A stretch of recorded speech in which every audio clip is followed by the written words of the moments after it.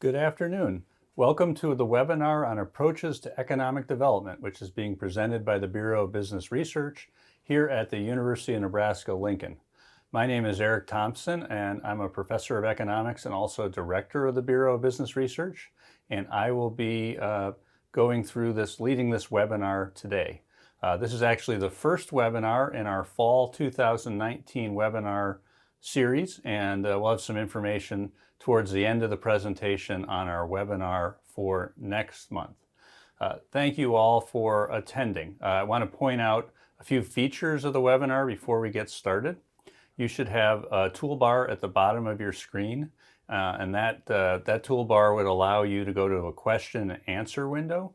We will be answering questions at the end of the webinar, but at any time during the webinar or at the end, you're free to go ahead and type in a question, and then we'll answer your question towards the end. Another nice feature is there's a chat window that you can access where you can chat interactively with some of the other participants in the webinar as we're going. So I won't mind a bit if you do that. Don't like the students to talk during class, but it'll be just fine if you chat during the webinar using the chat feature. The last thing I'd like to mention is we are going to have 2 poll questions during this webinar, and that's an opportunity for you to express your opinion or see what you think about a certain topic. And then a little bit later, we tally up all the responses and then reveal those results. So look for those during the webinar. In fact, we're going to have one coming up right at the beginning here. So with those things pointed out, I'm going to go ahead and get going on our webinar covering approaches to economic development. We're going to look at the sources for economic development, what research and the economics perspective suggests is important for driving economic development. And then based on that, in the second part, we'll come up with some strategies or policies or approaches for encouraging faster economic development, especially here in the state of Nebraska. Okay, here's that first poll question, and it's related to the topic of entrepreneurship. So which type of entrepreneurship is most important for economic development? There's a type of entrepreneurship known as gazelles. These are young, fast-growing businesses. Are those the most important type of entrepreneurship for economic development? Or how about lifestyle entrepreneurs? These are the large number of entrepreneurs who make a good living and operate businesses to support themselves, and often because it's a type of business they enjoy running as well. So perhaps that lifestyle entrepreneurs are very important for most important for economic development, or is it hard to say because both are very important in their own ways? So go ahead and cast your vote, and we'll reveal some information about that, talk about it further a little bit down the road here in the webinar. Okay, let's talk about those sources of economic development. There's 2 sort of main categories of sources: economic resources, the capital, labor, and so forth that the entrepreneurs utilize in the economy. And then there's comparative advantage. What underlying strengths does your economy have that allows it to use those economic resources more productively and also to attract additional economic resources? So let's go through each one of these. What are the key economic resources? Some would argue the 3. I've got 4 listed here. The first is human capital. So this is the skills and ability to work among your workforce. Obviously, this includes education, but there's enormous skill development on the job as well. So it also reflects the experience and on-the-job learning of your workforce.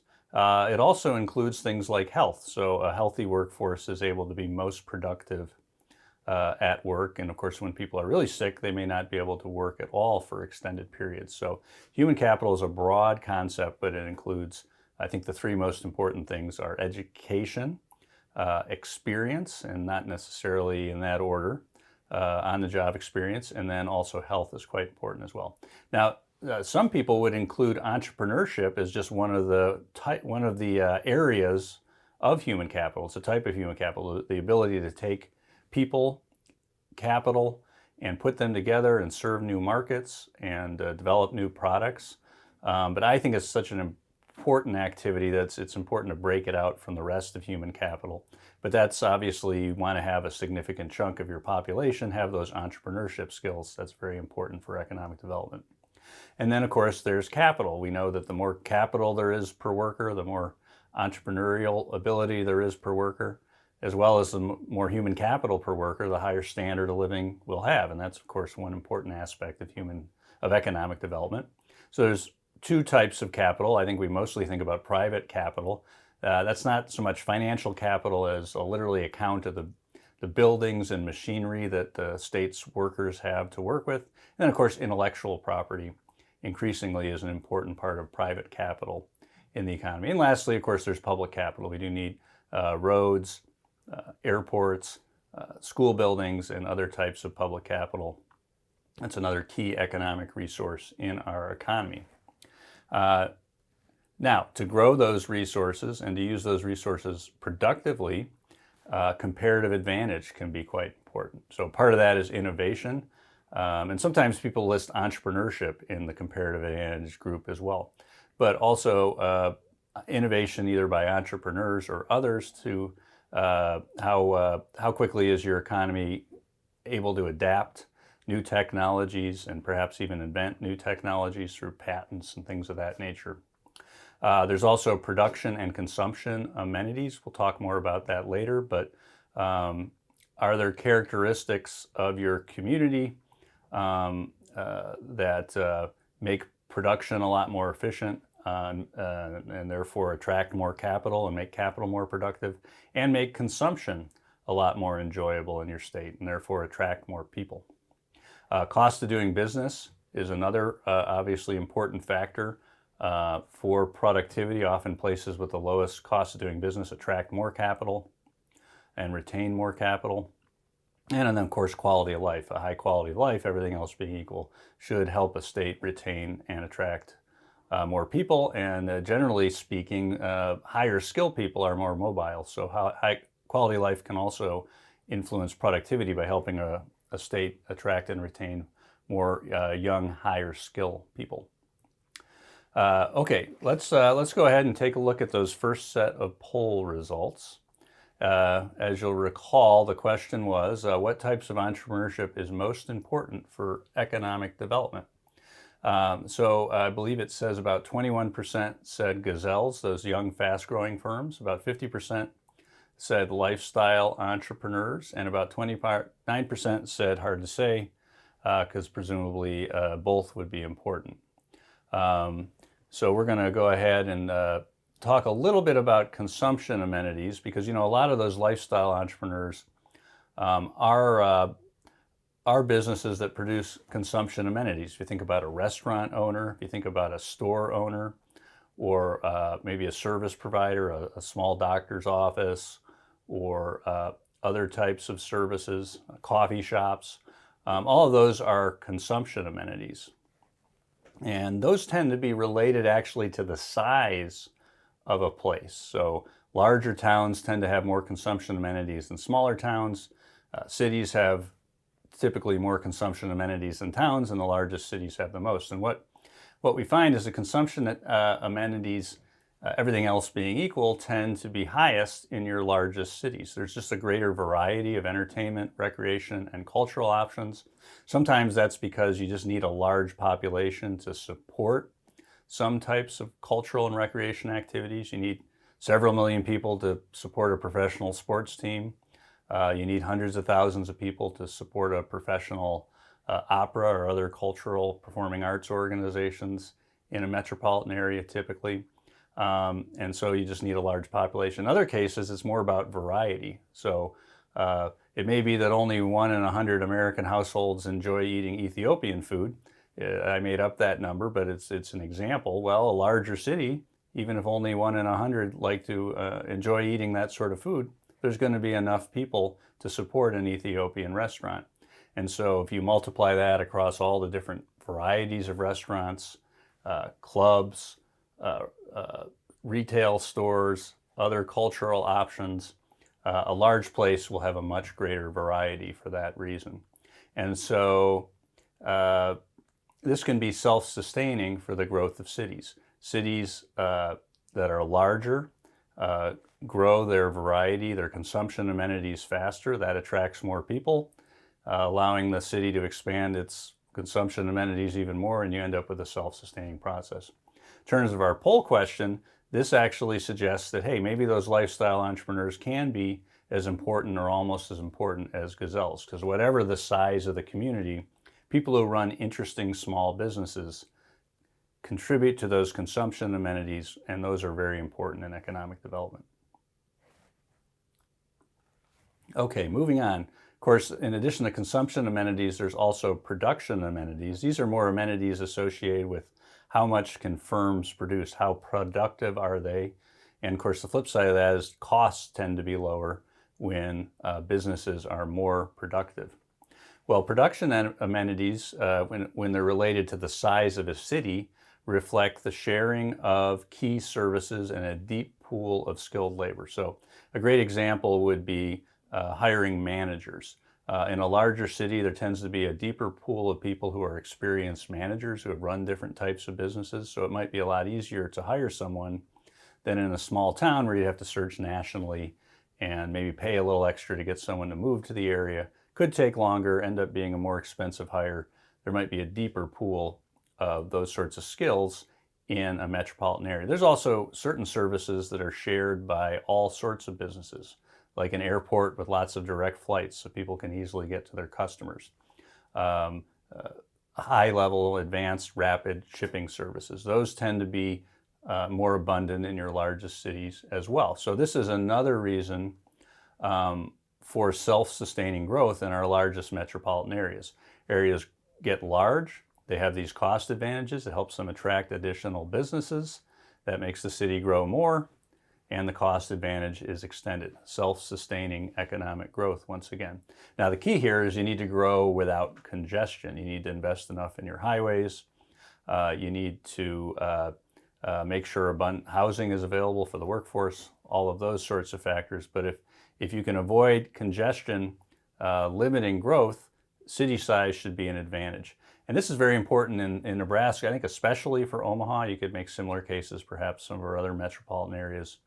But there's really a self-sustaining path for growth. And if we're patient and avoid making any mistakes that would cause congestion or just hurt our overall business and business environment and quality of life in the state, Omaha should be on quite a self-sustaining path where it continues to grow 10, 15,000 people a year in the metropolitan area, and it continues to grow its production and consumption amenities as well, especially because Nebraska has such a high birth rate. We're the 5th highest state in terms of birth rate.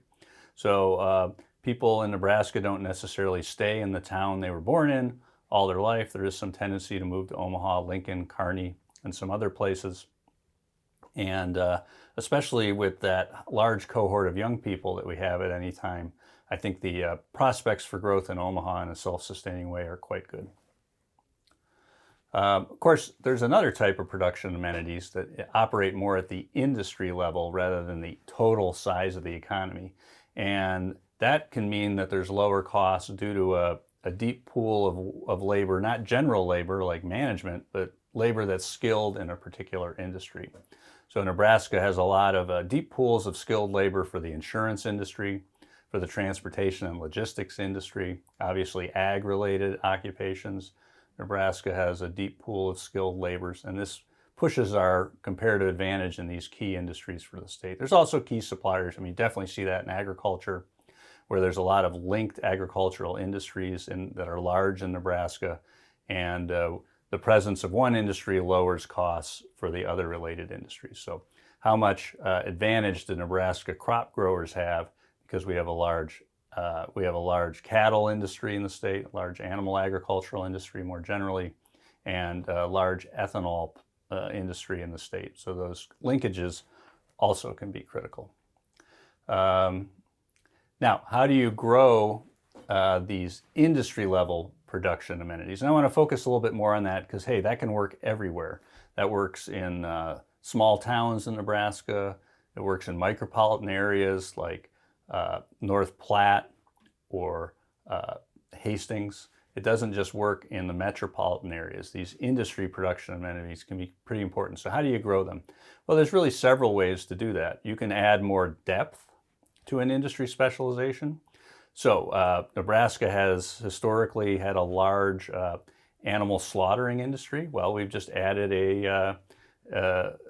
in recent, I think just in recent weeks, we've started a poultry slaughtering operation and a bunch of related businesses in the Fremont area. Well, that was adding depth to our existing specialization in animal slaughtering in the state. But sometimes you can add related firms to the edges of a cluster, not more of the same, but new businesses that are related to your production specialty. A great example of that comes out of the ethanol industry.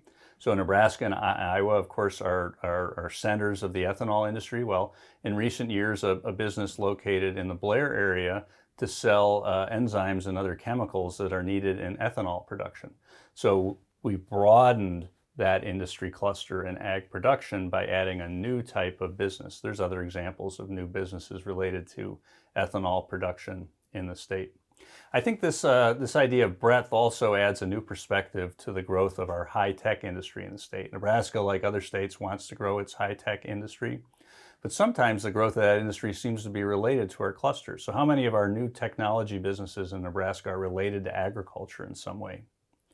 Huddle is a famous example of a technology-oriented Nebraska business that started over the last decade. Well, Nebraska's always been strong in amateur sports. If you think about the College World Series, you think about the Huskers, you think about our traditions in high school sports. So in a way, it made sense that one of our leading tech companies was in an industry related to sports and running sports teams like Huddle. So I think that also suggests that there's good prospects for Nebraska's high-tech industry, especially related to some of our industry specializations in the state.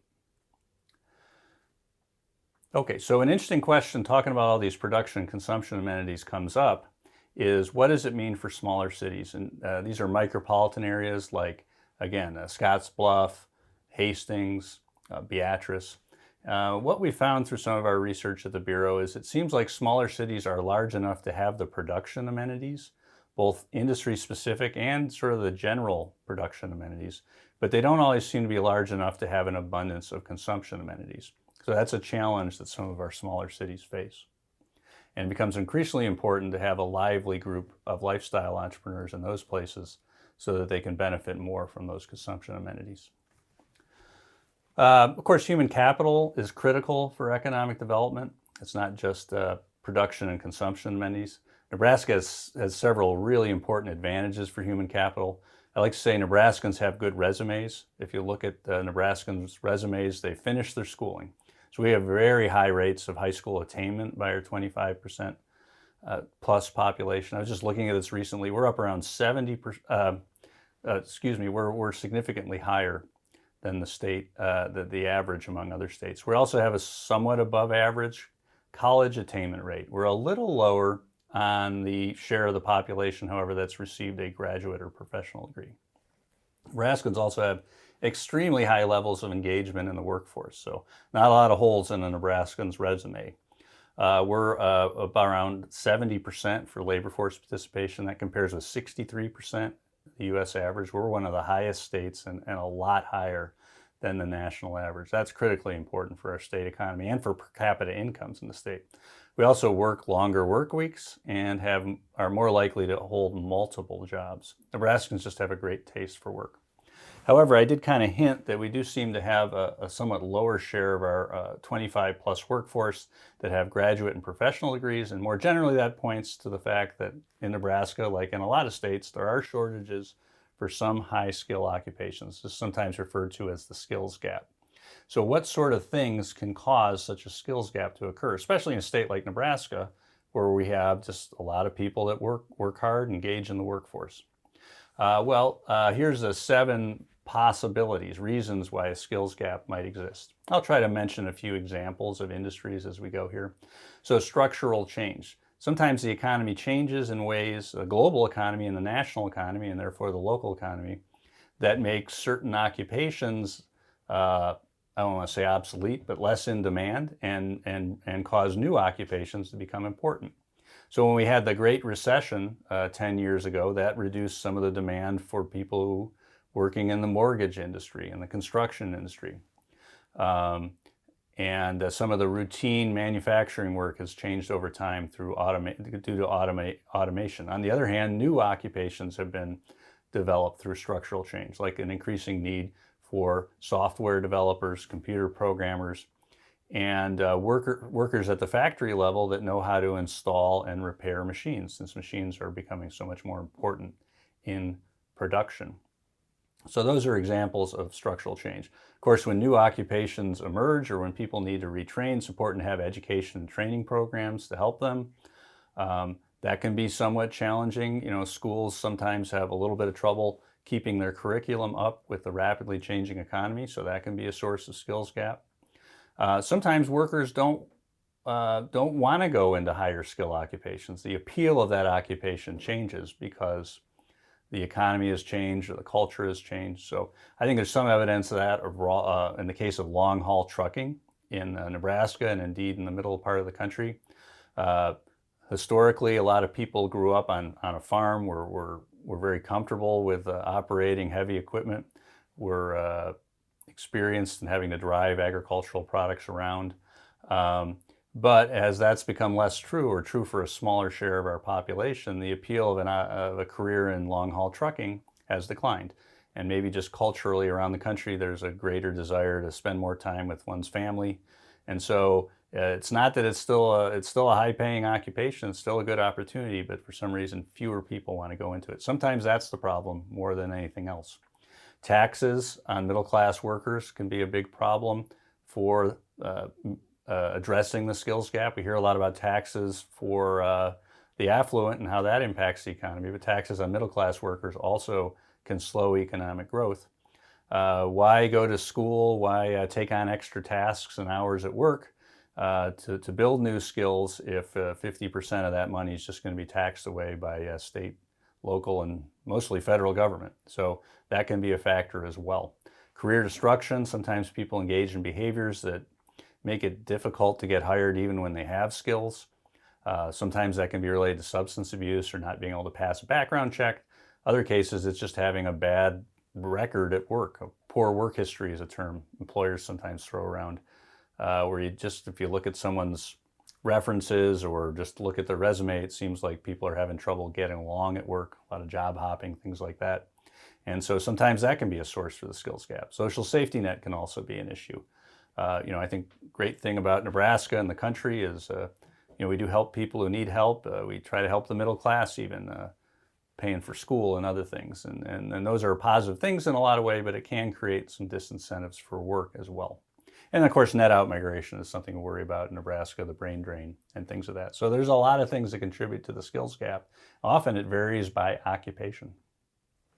Okay, our second poll question is the growth of Amazon. I should have been clear here. I don't mean the Amazon forest. I mean the Amazon, the company, and other online retailers. Is that a positive thing for rural America? So I guess our choices are positive, negative, both, or not really any impact. So let's see what the audience thinks about that question, and we'll provide a little perspective on that later on and tally up the answers.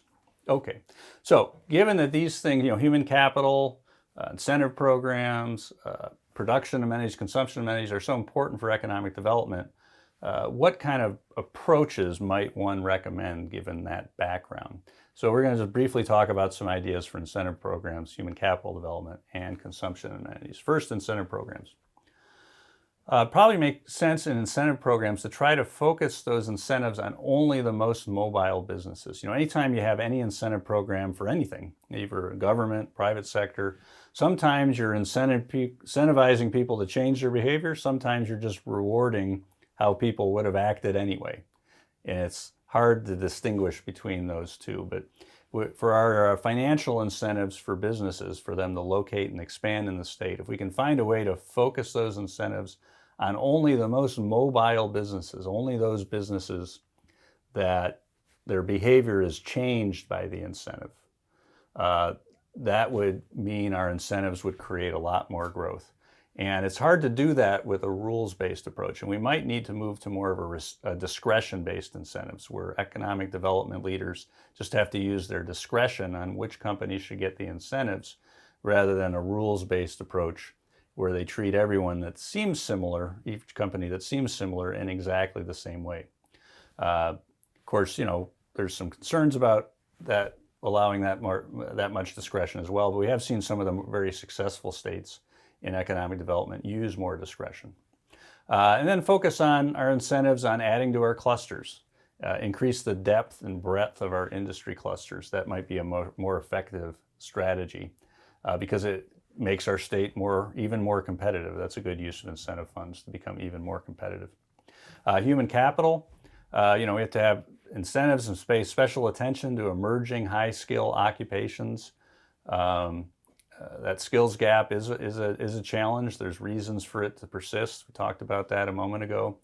And can universities, schools pay special attention to students in pursuing high-skill occupations, make sure they have the help and mentors and help with studying that they need to be successful? And can employers that want to send some of their employees for school and build those employees' skills, perhaps have some incentive for help with that? And then find solutions to some of these career destruction behaviors. People can make mistakes during periods of their life. Sometimes it's more common with young people. And what can we do to help people turn that around so that their skills will be sought by employers and they'll want to get them hired? That's a very challenging thing to do, but I think the states and cities that can find those solutions, be most effective in finding those solutions to career destruction, can really have an advantage over the rest of the country. Okay, let's have a look at our second poll results. So here we are. Is growth of Amazon and other online retailers positive or negative for rural America? So it's at 18% positive, 26% negative, and 58%, I believe, said both. And I think there's a lot of support for the answer both in this case. Remember the importance of consumption amenities, and that was one of the disadvantages rural areas had compared to urban areas, the less variety in consumption amenities. Well, at least in the retail space and every other space that Amazon operates, Amazon's big in movies as well, so it's beyond just retail these days. It can really close the gap between small cities and towns and large cities. If we're all spending a lot more of our retail dollar online, if we're all watching movies at home rather than going to the movie theater, then cities don't really have an advantage over small towns because of online retailers. If you didn't want to go to the mall anyway, what does it matter whether your town has a mall, your city has a mall or not? So I think Amazon can be a very big positive for small towns. Obviously, the disadvantage is Amazon might drive some small town retailers out of business, just like it's driven some larger retailers out of business. But I think it's a mixed picture. There's a lot of benefits for rural America in closing the gap in consumption amenities from Amazon and other online retailers. Another thing with consumption amenities is I think we just always got to be looking for opportunities for private provision of amenities. It's local governments. They have to spend so much of their attention and their resources on the basic services, public safety, K through 12 schools, that maybe we can get the private sector more active in providing other amenities such as libraries, parks, etc. What are the opportunities there to incentivize those private donors to play a larger role? Okay, well, those were the main points I wanted to hit. I'll point out before I answer your questions that our next webinar is coming up on October 18th, how to use the 2019 Nebraska Thriving Index. So the Bureau of Business Research, along with the UNK College of Business and Technology, have done some work sponsored by the Rural Futures Initiative with assistance from Nebraska's Community Vitality program in Nebraska Extension to develop the 2019 Thriving Index. And we're going to have a webinar on how to use the information, access the information in that Thriving Index for Nebraska's non-metropolitan regions. Again, thanks to the leadership of the Rural Futures Institute at the University of Nebraska. Okay, thank you. I'm going to answer any questions you have. Again, not too late to type one in if you'd like to do that. While that's occurring, I'm going to point out that there's lots of ways to connect with the research of the Bureau of Business Research via LinkedIn, Facebook, Twitter, or our website. You can see the relevant addresses there. Or feel free to subscribe to our email newsletter. I send out several newsletters a month with our various reports on the state of the economy. Just send your preferred email address to bbr@unl.edu. I'll wait a moment to see if any questions are typed in. Seeing none, then I'll thank you for participating in our webinar today, and feel free to email bbr@unl.edu if any follow-up questions do occur to you, and we will make every effort to respond. Thank you again for participating in our webinar today.